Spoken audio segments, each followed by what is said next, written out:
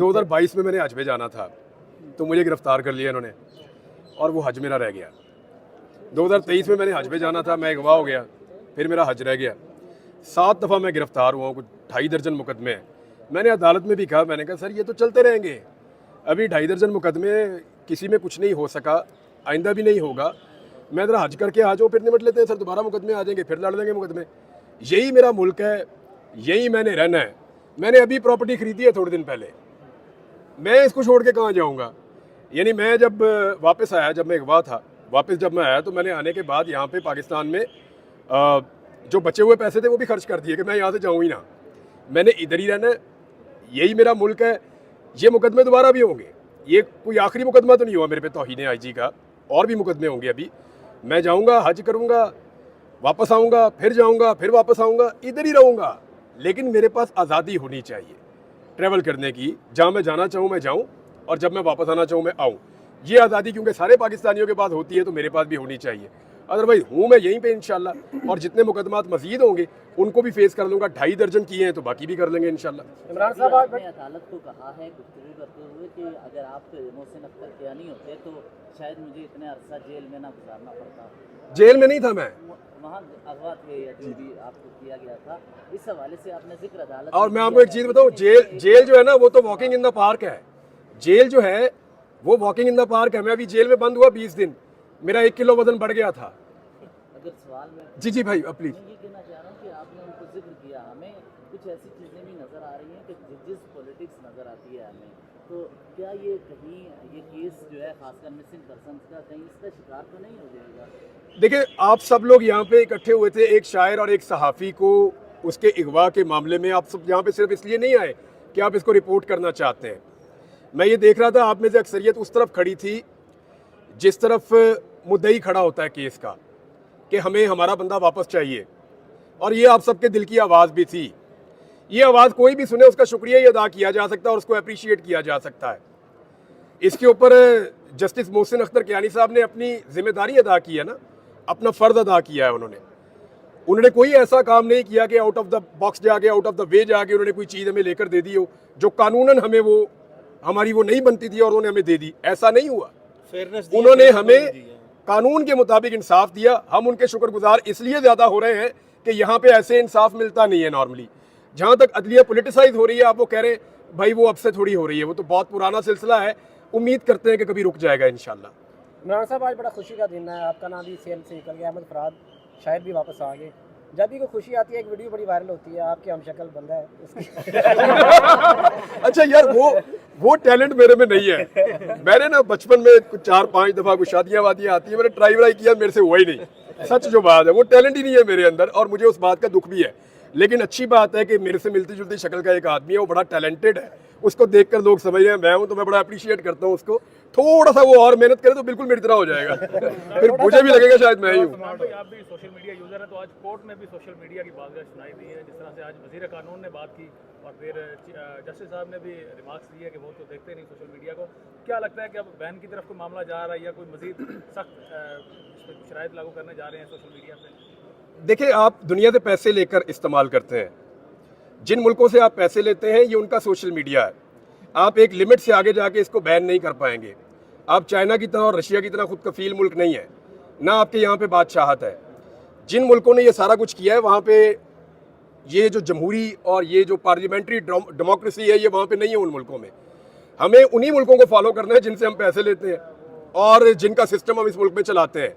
तो आपको ये सोशल मीडिया बैन्स खत्म करने पड़ेंगे, या तो आप सिस्टम चेंज करें ना। आप ये कहें कि यहाँ डेमोक्रेसी नहीं है, हम अपना एक सोशल मीडिया बनाकर दे रहे हैं, उसके ऊपर ये चेक होगा और सिर्फ वही इस्तेमाल होगा, इस मुल्क में कोई और इस्तेमाल नहीं हो सकता। आप चाइना की एग्जांपल देंगे तो क्या वहाँ डेमोक्रेसी है? वो उस तरह की डेमोक्रेसी तो नहीं है। आप मिसाल दे दें रशिया की, क्या वहाँ डेमोक्रेसी है? या आप कह दें जी कि आप सऊदी अरब, आप यूएई की बात करें, कोरिया की बात करें, जिन मुल्कों की आप बात करते हैं वहाँ पे वो डेमोक्रेसी नहीं है जिसको आप जिस पैटर्न पे आप चल रहे हैं। हमारे यहाँ पे पार्लियामेंट्री डेमोक्रेसी है, यहाँ पे रूल ऑफ लॉ के लिए और आज़ादी इज़हार राय के लिए, इन चीज़ों के लिए ज़्यादा गुंजाइश होती है। तो आपको वो गुंजाइश पैदा करनी पड़ेगी। अब सोशल मीडिया जो है वो वही होता है जो हम होते हैं भाई, सच्ची जो बात है। एक्चुअली बतौर कौम हम जो हैं वही सोशल मीडिया है, उससे मुख्तलिफ तो नहीं हो सकते हम। ये तो नहीं हो सकता कि सोशल मीडिया कुछ और हो। और कौम कुछ और हो, यानी हम उसके ऊपर दिखावा तो नहीं कर सकते। हाँ, उसके अंदर बुरी चीज़ें भी हैं और उसके अंदर अच्छी चीज़ें भी है। अच्छी चीज़ें मैं आपको एक चीज़ मिसाल देता हूँ, हमारे बहुत सारे सहाफ़ी हैं मेरे समेत, हमारी नौकरियां चली जाती हैं, हमारे पास ये प्लेटफॉर्म है ना, हम इस पे बात कर लेते हैं। 1.5 साल से मुझे नौकरी नहीं मिल रही। टीवी चैनल्स के मालिक मुझे कहते हैं सर अब तनख्वाह ले लें हमसे, लेकिन ये वादा कर लें कि आप हमारा चैनल ज्वाइन करेंगे जब आपको एनओसी मिलेगी, तो आप एनओसी का बंदोबस्त करें। मेरे पास तो एनओसी नहीं है, मुझे तो नहीं पता कि टीवी चैनल में काम करने के लिए पता है कहाँ से मिलती है, मुझे तो नहीं पता कहाँ से एनओसी मिलती है टीवी चैनल में काम करने के लिए। वो कहते हैं जी कि एनओसी आएगी, क्योंकि मैंने कभी ली नहीं, तो वो जो एनओसी है उसके लिए वो कहते हैं जी जब एनओसी मिलेगी तो फिर आपको ऑनर करेंगे, अदरवाइज नहीं करेंगे। अच्छा सर, आपने अपनी वीडियो में हालिया में कहा कि ये 2 ऑर्डिनेंस जो हैं बुनियादी मकसद ये है कि हुकूमत को जो है इमरान खान के मुज़ाकरात पर यार आप देखें 28 मई को छुट्टी, 79 ईयर्स हो गए अमेरिका को एटम बम बनाया, उन्होंने आज तक छुट्टी नहीं की थी, और वो वाहिद मुल्क है जिसने चलाया भी है। अच्छा, जिनके ऊपर चलाया उन्होंने भी छुट्टी नहीं की, ना रशिया ने की, ना बरतानिया ने की, ना फ्रांस ने की, ना चाइना ने की, ना इंडिया ने की, ना कोरिया ने की। हम अनोखे हैं कि 26 साल बाद हमें ख्याल आ गया जी तो छुट्टी करनी थी इस दिन। तो एक्चुअली हमने छुट्टी की क्योंकि हमें छुट्टी चाहिए थी टेक्निकली, और एक ही बात समझ आ रही थी मुल्क में बड़ा क्या होने जा रहा है, नंबर 1। नंबर 2, ये 2 ऑर्डिनेंस जो 2 आए हैं उनके अगर आप ऊपर गौर करें तो इस वक्त गवर्नमेंट को सिर्फ एक चीज़ का इशू है, गवर्नमेंट चाहती है कि इमरान खान बाहर आए, पूरा सिस्टम चाहता है कि इमरान खान बाहर आए, लेकिन जिस तरह इमरान खान बाहर आना चाहता है वो उसको वैसे बाहर नहीं लाना चाहते।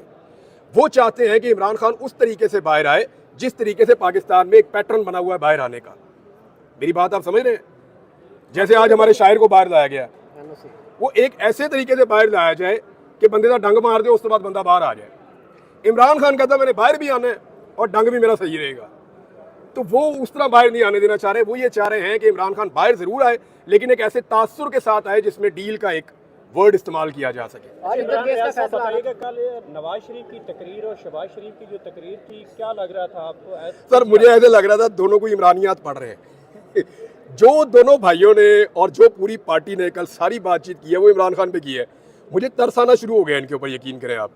इमरान खान ने कहा था मैं इनको रुलाऊंगा, लेकिन ये नहीं बताया था कि इतना ज़्यादा रुलाऊंगा।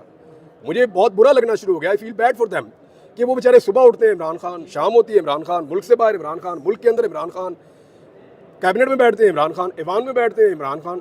यार एक आदमी जेल चला गया, भूल जाओ उन्होंने तुसी, लेकिन ये उसको भूल ही नहीं पा रहे। ये इतने ज़्यादा परेशान है कि हर जगह पे उसका नाम ले। भाई कल यौम तकबीर आप मना रहे थे, उसमें आपको नाम लेना दिया था मोहसिन पाकिस्तान डॉक्टर अब्दुल कदीर खान का।